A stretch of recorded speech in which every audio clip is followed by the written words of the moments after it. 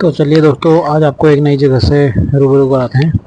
ये अभी जो है उखलकांडा की तरफ को जाने वाला रास्ता है, करायल बैंड। तो वहाँ से दाहिने हाथ की तरफ को एक रोड पड़ती है, जो रास्ता आगे जमराड़ी, पैटना, टकुरा इन जगहों के लिए जाता है। तो दिखाता हूँ अभी आपको वही।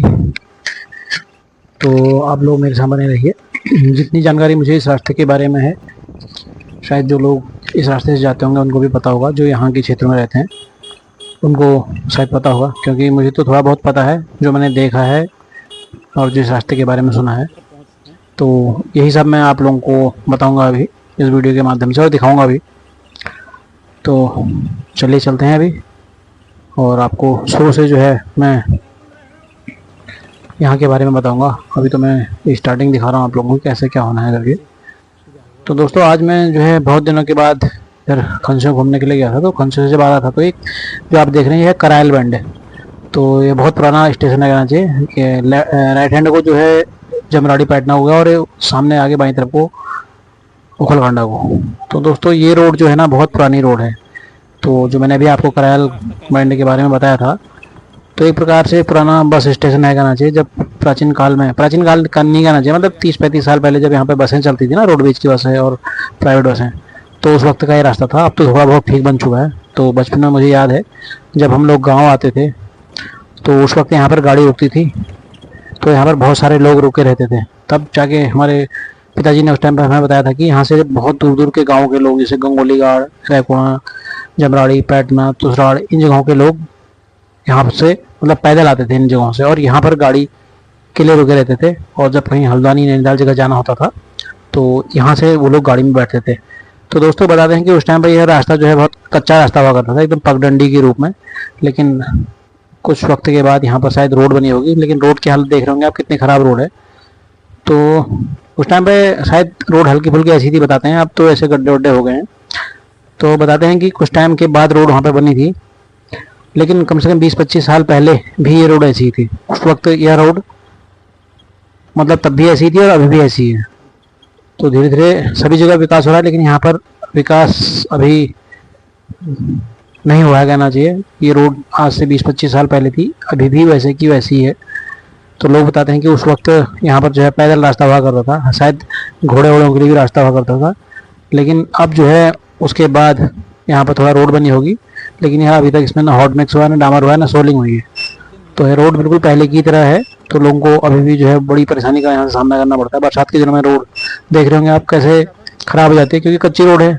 तो बहुत जगह भूस्खलन होता है, मिट्टी है, कंग नीचे से सब गीली हो जाती है, तो भूस्खलन टाइप का होने लगता है। जगह जगह कीचड़ हो जाते हैं, गाड़ियाँ फंसती हैं। तो ऐसे रास्तों से ही होकर के यहाँ के ग्रामीण जो गाँव के लोग हैं उन लोगों को जाना पड़ता है और परेशानियों का सामना करना पड़ता है। तो एक वक्त वो भी था यार, जब लोग यहाँ पर पैदल आते जाते थे, इन्हीं रास्तों से पैदल आते थे और करायल बैंड में रुक करके गाड़ी का वेट करते थे। तो सभी ने यही सोचा होगा कि भविष्य में यह रोड बनेगी और हम लोग भी जो है इसी रोड से गाड़ी से जाएंगे। लेकिन दोस्तों, रोड तो बनी, लेकिन जैसी लोगों ने उम्मीद लगा रखी थी वैसे बिल्कुल भी नहीं बनी है। तो खाली नाम मात्र की रोड है। आज से 20-25 साल परेशानियाँ जैसी थी अभी भी वैसी की वैसी हैं।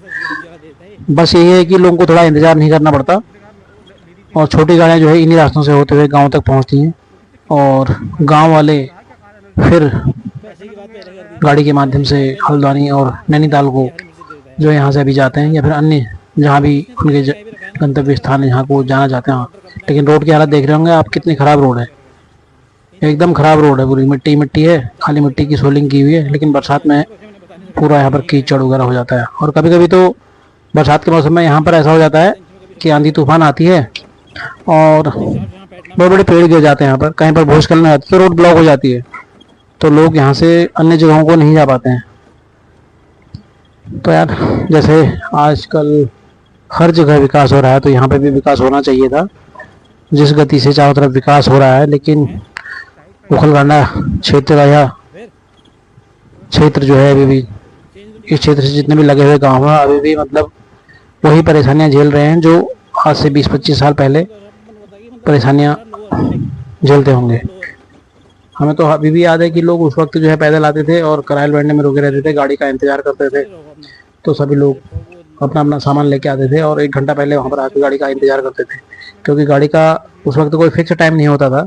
बस लोग सूरज की दशा देख करके, या फिर अगर मान लो किसी के पास घड़ी होती भी थी तो उन घड़ियों के हिसाब से चलते थे, या फिर अपना जो सूर्य नाश्ता करने का टाइम होता था, या मतलब उस टाइम पे जो लोग जिस हिसाब से वक्त को नापते थे या वक्त की पहचान करते थे, उस हिसाब से वो लोग क्या करते थे कि मतलब वहाँ पर आ जाया करते थे और गाड़ी का इंतज़ार करते थे। तो जब गाड़ी वहाँ पर पहुँचती थी तो सभी लोग गाड़ी में बैठते थे और उसके बाद फिर अलग अलग स्थानों के लिए जाते थे। तो उस टाइम पे यहाँ पर शायद एक गाड़ी रोडवेज की थी और एक केमो की गाड़ी चलती थी। शायद लग रहा है केमो की 2 गाड़ियाँ थी, हल्का फुल्का मुझे भी याद है, क्योंकि हम लोग भी बचपन में ही गांव से चले गए थे। हमारी जो जितनी भी पूरी पढ़ाई है सब बाहर हुई है, तो हम लोग अधिकतर अल्मोड़ा, रानीखेत ऐसी जगह रहे हुए हैं। लेकिन जब बचपन में हम लोग यहाँ गांव आते थे ना, तो यहाँ पर गाड़ी के छोटा सा एक स्टेशन टाइप का एक स्टॉप हुआ करता था।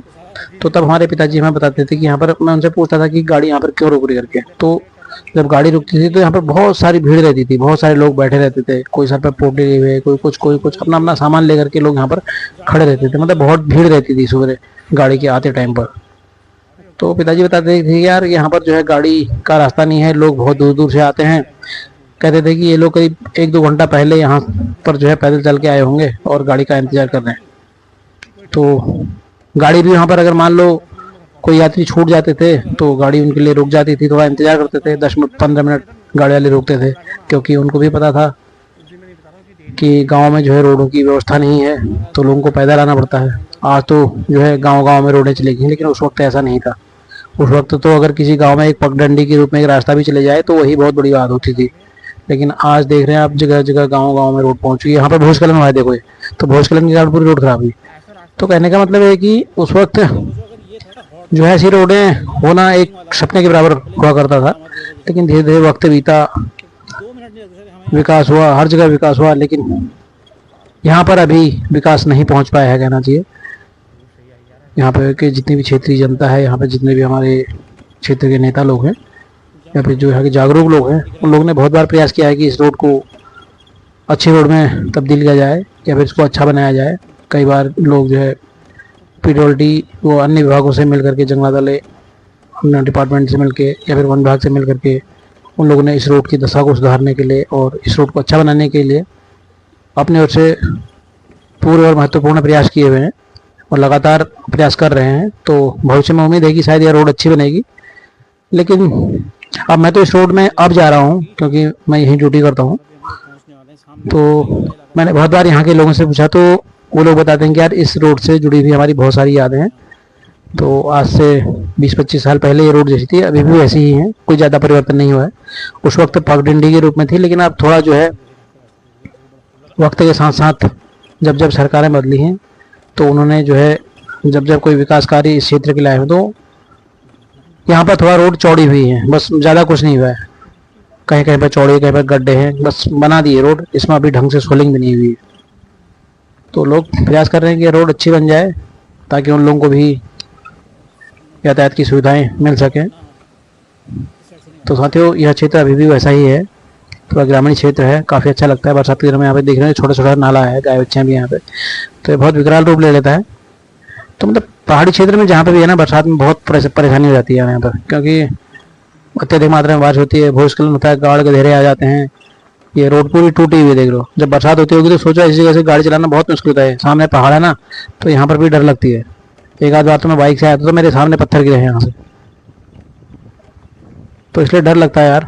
अब यहाँ के जो लोग हैं उनको तो आदत है, लेकिन फिर भी एक सपना है उन लोगों का कि यार काश ये रोड एक अच्छी रोड बन जाती तो हम लोग भी आसानी से और आराम से जो है यहाँ से अन्य जगहों के लिए अपने वाहन से या अन्य दूसरे प्राइवेट वाहनों से अच्छी तरह से जाते, तो उनको भी काफ़ी अच्छा लगता। तो इसके लिए अभी सभी समाज सेवी लोगों के द्वारा या जो भी इस क्षेत्र के जागरूक लोग हैं उनके द्वारा प्रयास किया जा रहा है। सामने देख रहे हैं आप इधर ये टकोरा गांव है और सामने 2 जमराड़ी दिख रहा है। यहीं जो है सामने स्कूल भी दिखता है, यहाँ से ये दिख रहा है, पूरा गांव दिख रहा है यहाँ पे। तो राजकीय इंटर कॉलेज पैटना यही है। तो बरसात के दिनों में यहाँ पर मौसम काफ़ी सुहावना हो जाता है। यहाँ तो बरसात से ही जो है ठंड शुरू हो जाती है। देख रहे होंगे बिल्कुल चारों तरफ हरियाली है। गर्मी के मौसम में जो है ऊंचे ऊंचे जो पहाड़ हैं जिनमें पेड़ पौधे हैं सब सूखे हुए थे, मतलब पतझड़ का मौसम था। लेकिन अब जो है लगातार बारिश हो रही है बरसात होने के कारण, तो मौसम काफ़ी अच्छा हो गया है। तो कभी हम यहाँ के गाँव वाले से पूछते हैं, जो बुजुर्ग लोग हैं, तो बताते हैं यार कि जब हम लोग यहाँ से यात्रा करते थे तो 5-6 लोग हम लोग, या जितने भी पूरे गाँव वाले जिनको जहाँ जाना होता था, तो सर पे अपनी अपनी गठरी या सामान रख करके पैदल जाते थे। हमको यहाँ से वहाँ पहुँचने में कम से कम आधा या पौन घंटा लगता था। तो हम सब लोग जो है एक साथ मिल करके जाते थे।